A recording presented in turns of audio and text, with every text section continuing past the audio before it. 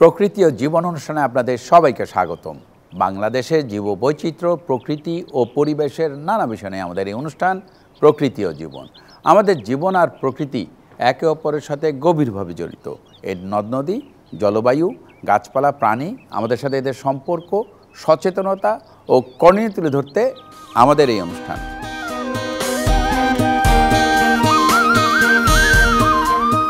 বাংলাদেশের বৈচিত্র্যময় বন্যপ্রাণীর মধ্যে স্তন্যপায়ী প্রাণী অন্যতম। খাদ্যাভ্যাসের কারণে এসব স্তন্যপায়ী প্রাণীর একটি বড় অংশ বিভিন্ন ধরনের উদ্ভিদের উপর নির্ভরশীল। আমাদের আজকের পর্ব তৃণভোজী স্তন্যপায়ী প্রাণী নিয়ে। এ বিষয়ে আলোচনা করব অধ্যাপক ডক্টর মোহাম্মদ ফিরোজ্জামানের সাথে। তবে তার আগে চলুন দেখে আসি প্রকৃতি ও জীবন দলের তৃণভোজী স্তন্যপায়ী প্রাণী নিয়ে কিছু তথ্য ও চিত্র।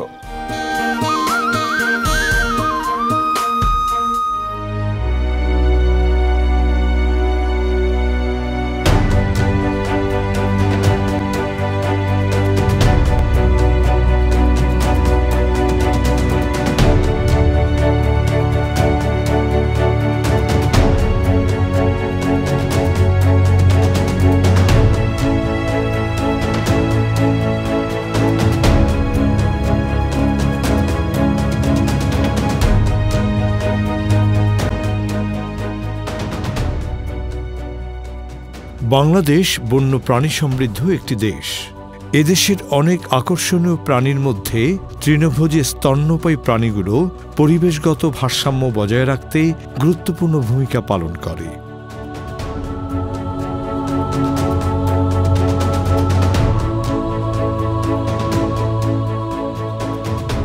এশীয় হাতি থেকে শুরু করে হরিণ, বানর, কাঠবিড়ালি সহ অন্যান্য স্তন্যপায়ী প্রাণীগুলো আমাদের বন, তৃণভূমি এবং জলাভূমির জটিল বাস্তুতন্ত্রের ভারসাম্য টিকিয়ে রাখছে।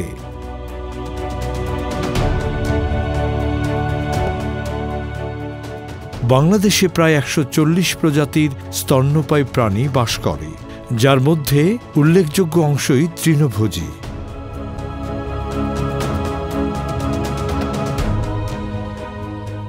উদ্ভিদভোজী প্রজাতির মধ্যে রয়েছে উল্লুক, হনুমান, বানর,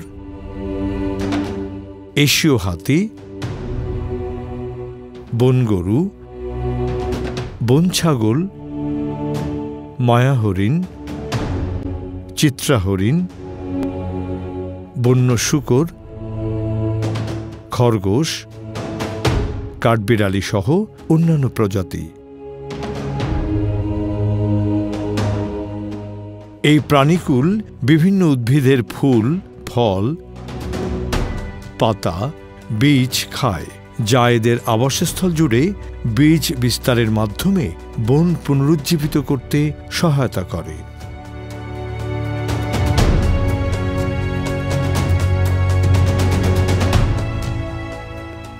বাংলাদেশের তৃণভোজী স্তন্যপায়ী প্রাণীরা বিভিন্ন ধরনের বাস্তুতন্ত্রে বাস করে।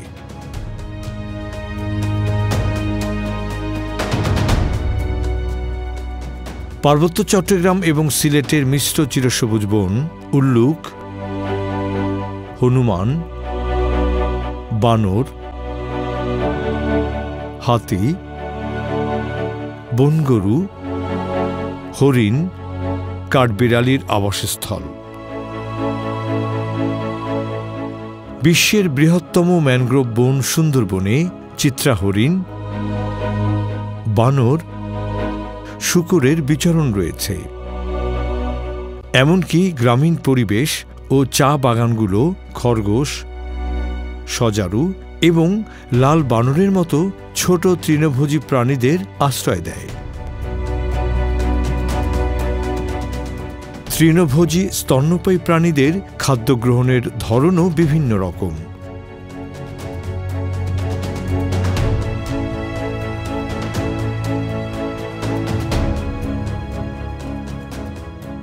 স্থলভাগের বৃহত্তম স্তন্যপায়ী প্রাণী হাতি প্রতিদিন ১৫০ থেকে ২০০ কেজি খাবার খায়, যার মধ্যে ঘাস, বাঁশ, বিভিন্ন উদ্ভিদের বাকল, ফল এবং পাতা আছে।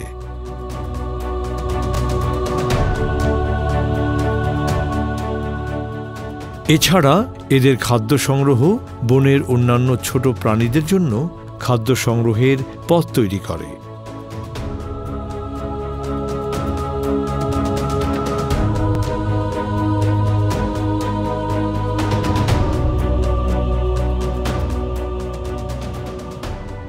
চিত্রা হরিণ এবং মায়া হরিণ প্রধানত ঘাস, কোমল কাণ্ড এবং পতিত ফল খায়। হনুমান এবং বানর জাতীয় প্রাণীগুলোর বেশিরভাগই পাতা এবং ফলভোজী।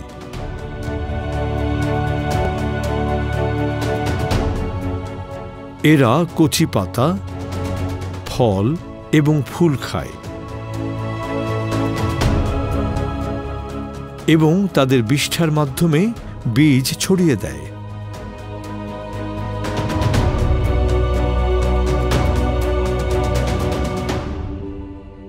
খরগোশের মতো ছোট স্তন্যপায়ী প্রাণীরা ভেষজ এবং নরম ঘাস খায়। অন্যদিকে সজারু শিকড়, কন্দ এবং বাকল খায়। এই প্রাণীগুলো গাছপালা এবং মাংসাশী প্রাণীর মধ্যে ভারসাম্য বজায় রাখে, বন পুনরুজ্জীবিত করতে সহায়তা করে। সুন্দরবনে চিত্রা হরিণের উপস্থিতি পরোক্ষভাবে বাঘের সংখ্যা বৃদ্ধির সাথে যুক্ত, কারণ উভয় প্রজাতি একই বাস্তুতন্ত্রের উপর নির্ভরশীল। পরিবেশগত গুরুত্ব থাকা সত্ত্বেও বাংলাদেশের তৃণভোজী স্তন্যপ্রায়ী প্রাণীগুলো বিভিন্ন হুমকির সম্মুখীন। সবচেয়ে বড় হুমকি আবাসস্থলের ক্ষতি। কৃষি, বসতি এবং অবকাঠামোর জন্য দ্রুত বন উজাড়ের ফলে বন্যপ্রাণীর আবাসস্থল দ্রুত হারিয়ে যাচ্ছে।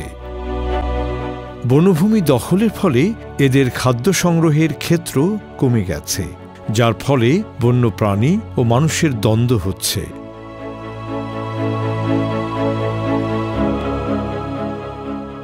অবৈধ শিকার এবং পাচার এখনও অন্যতম উদ্বেগের বিষয়।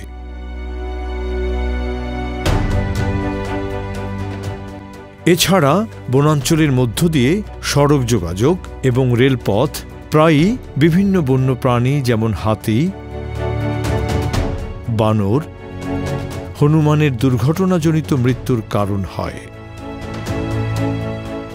অবক্ষয়িত বনে খাদ্যের অভাব এবং প্রাকৃতিক দুর্যোগও এসব বন্যপ্রাণীর জন্য উল্লেখযোগ্য ঝুঁকি তৈরি করে। জলবায়ু পরিবর্তন বনাঞ্চলে উদ্ভিদের বেড়ে ওঠাকে বাধাগ্রস্ত করে, যা এই তৃণভোজী প্রাণীদের খাদ্যের প্রাপ্যতাকে প্রভাবিত করে। এসব প্রাণী বিলুপ্তির ফলে খাদ্য শৃঙ্খলে ব্যাপক প্রভাব পড়বে। তাই সামগ্রিক বাস্তুতন্ত্রকে রক্ষা করার জন্য তৃণভোজী স্তন্যপায়ী প্রাণীদের উপস্থিতি অত্যন্ত গুরুত্বপূর্ণ।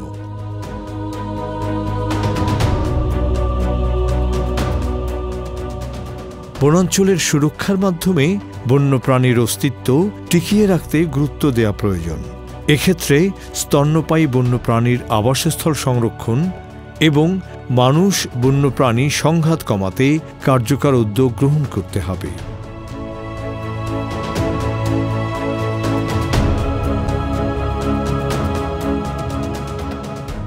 তৃণভোজী স্তন্যপায়ী বন্যপ্রাণী সংরক্ষণে ইতোমধ্যে বাংলাদেশে বেশ কিছু উদ্যোগ গৃহীত হয়েছে। এগুলোর মধ্যে হাতি সংরক্ষণে হাতির মূল করিডোর চিহ্নিতকরণ এবং স্থানীয় সম্প্রদায়ের সাথে সহ অবস্থানকে উৎসাহিত করা হচ্ছে। একইভাবে বানর ও হনুমান জাতীয় প্রাণীদের সংরক্ষণেও বিভিন্ন গবেষণা ও ব্যবস্থাপনার উদ্যোগ নেওয়া হয়েছে।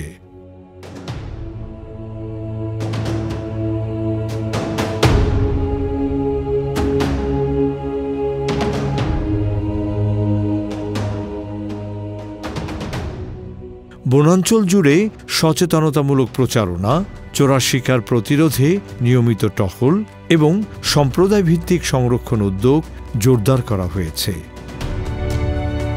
এর পাশাপাশি সংরক্ষণ ব্যবস্থাপনাগুলো সংরক্ষিত এলাকার বাইরেও নিতে হবে। বন সংরক্ষণে বিভিন্ন সম্প্রদায়ের অংশগ্রহণ এবং বিকল্প টেকসই জীবিকাকে জোর দেওয়া প্রয়োজন।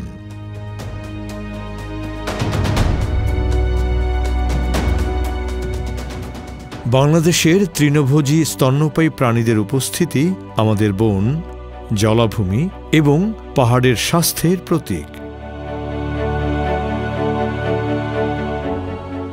টেকসই সংরক্ষণ ছাড়া এই প্রাণীগুলো প্রকৃতি থেকে হারিয়ে যেতে পারে।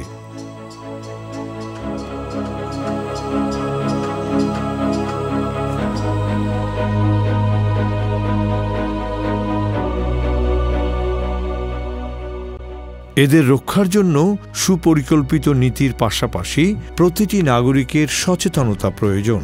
তাহলেই এই তৃণভোজী স্তন্যপায়ী প্রাণীরা বাংলাদেশের সবুজ ভূখণ্ডে অবাধে বিচরণ করবে।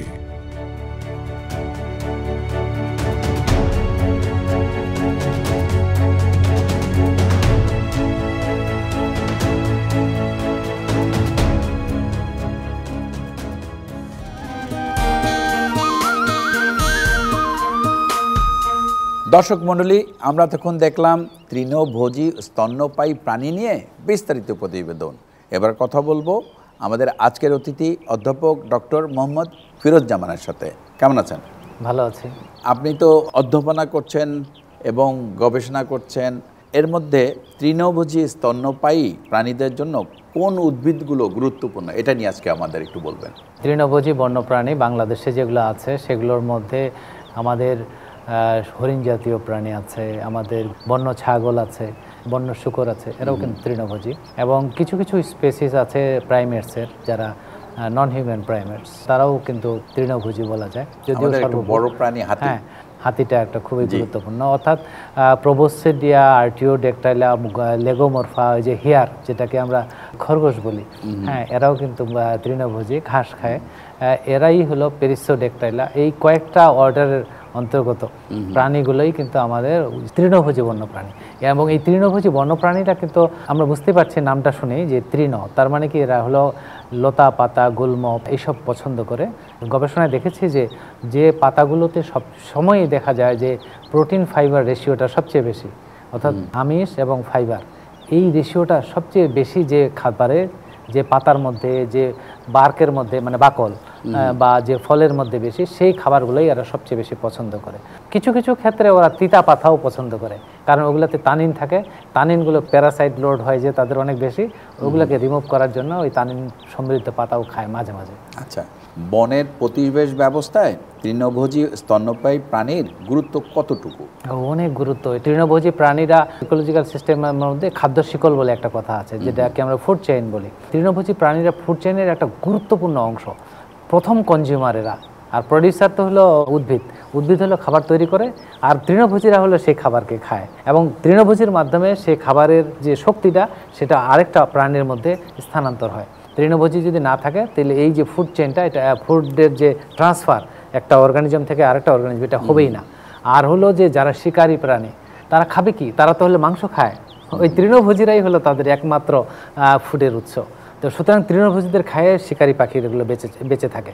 এবং এই যদি তৃণভোজীরা না থাকতো তাহলে কি হতো? প্রাকৃতিক যে ফরেস্ট তৈরি হওয়া, এটাই তো হতো না।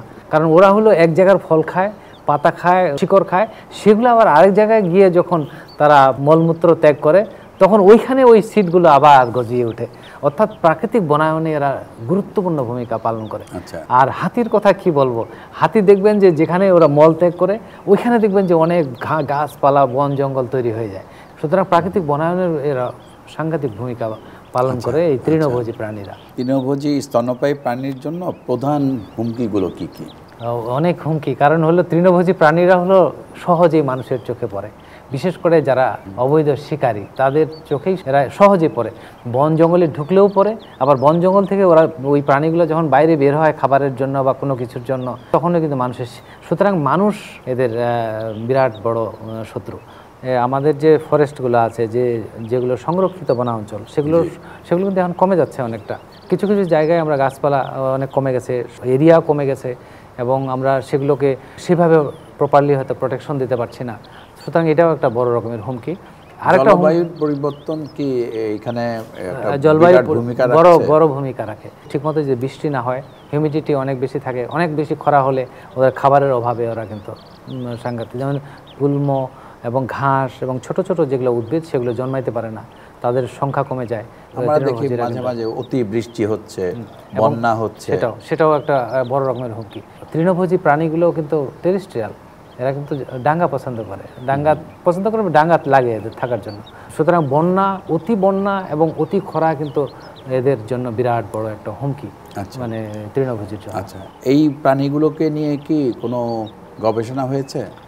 এই প্রাণীগুলো নিয়ে গবেষণা হচ্ছে, নানান রকমের গবেষণা এখনো হচ্ছে। যেমন বানর যেমন নিয়ে হচ্ছে, হাতির নিয়েও হচ্ছে।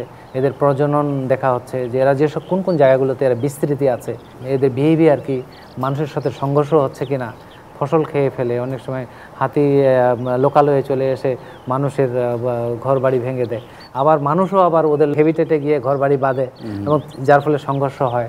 সুতরাং এগুলো কিন্তু বড় রকমের হুমকি বলে আমি মনে করি। এই স্তন্যপায়ী তৃণভোজী প্রাণীগুলোর মধ্যে সবচেয়ে এন্ডেঞ্জার্ড অবস্থায় কোন প্রজাতি? আমরা কিছু তো বিলুপ্ত হয়ে গেছে তৃণভোজী প্রাণীরা। আমরা জানি যেমন যে বন্য মহিষ ছিল, গাউর ছিল, সেগুলো তো বিলুপ্ত হয়ে গেছে। বার্কিং ডিয়ার আছে কিন্তু খুবই বিপন্ন। বেড়ার সিংহা একটা ডিয়ার ছিল, সেটা তো বিলুপ্তই হয়ে গেছে।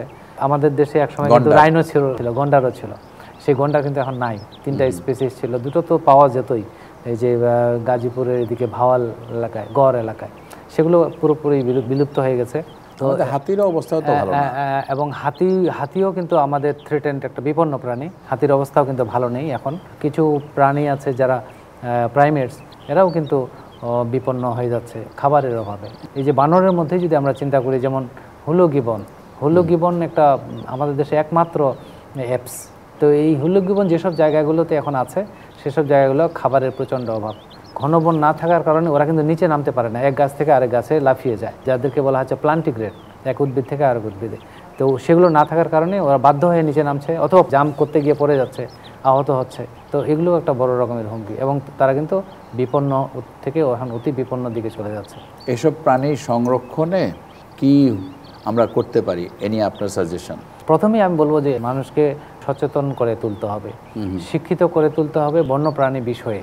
তারা যেন বুঝে যে বন্যপ্রাণী একটা অতীব গুরুত্বপূর্ণ অংশ পরিবেশের ভারসাম্যের জন্য। তৃণভোজী বন্যপ্রাণী অতীব গুরুত্বপূর্ণ ইকোসিস্টেমের জন্য, এবং এদের থাকা আমাদের পরিবেশের জন্য খুবই গুরুত্বপূর্ণ।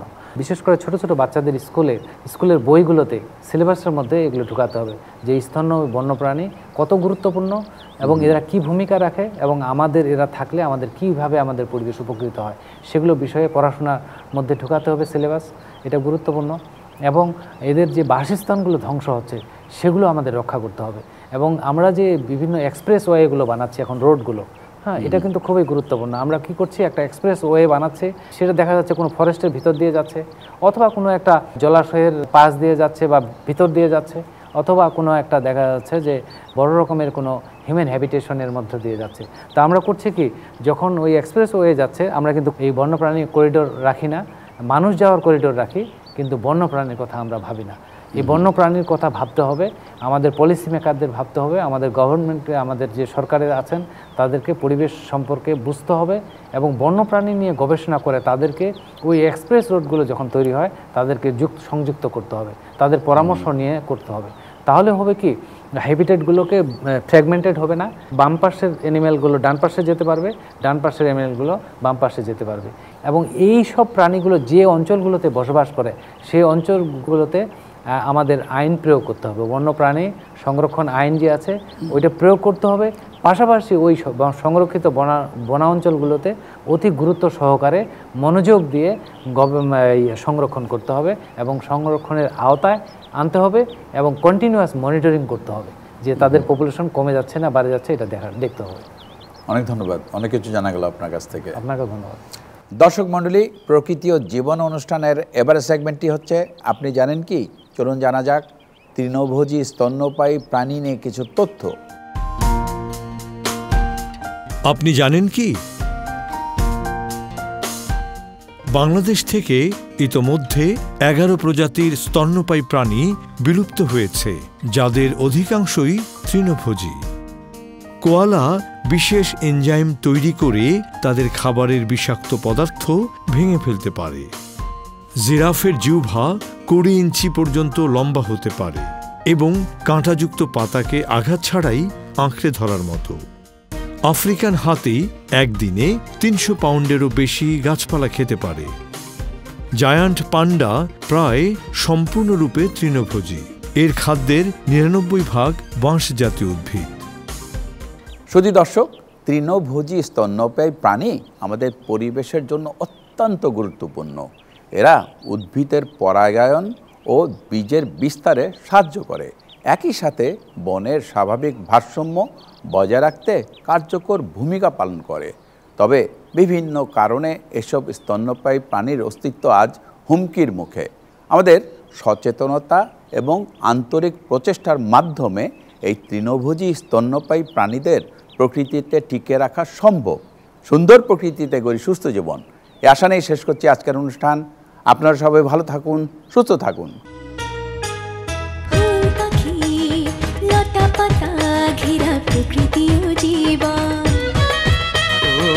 সুন্দর পৃথিবী, মায়াময় প্রকৃতি, বাসবো ভালো সারাক্ষণ। চাই চাই চাই সুন্দর পৃথিবী চাই, চাই চাই চাই সুস্থ পরিবেশ চাই। ফুল পাখি লতা পাতা ঘেরা প্রকৃতি ও জীবন। ও সুন্দর পৃথিবী, মায়াময় প্রকৃতি, বাসবো ভালো সারাক্ষণ। এসো হাতে হাত ধরে শপথ করে সুন্দর সুস্থ পরিবেশ গড়ি, সুন্দর সুস্থ পরিবেশ গড়ি, সুন্দর সুস্থ পরিবেশ গড়ি।